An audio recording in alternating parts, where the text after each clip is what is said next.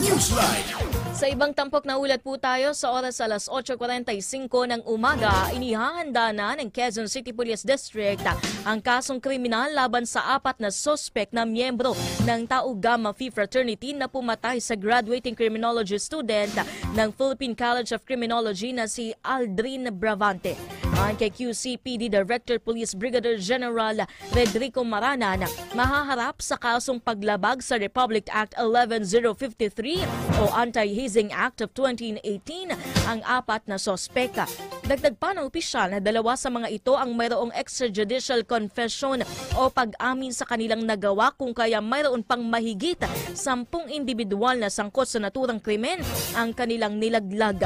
Ipinunto pa ng QCPD na patay sa nakuha nilang closed-circuit television o CCTV footage o batay dito, mayroong 20 individual ang sangkot sa naganap na krimen. Isinagawa ang hazing ceremony sa biktima sa isang abandonadong gusali sa Santo Domingo Corner, Calamba Street sa lungsod ng Quezon City nitong Lunes.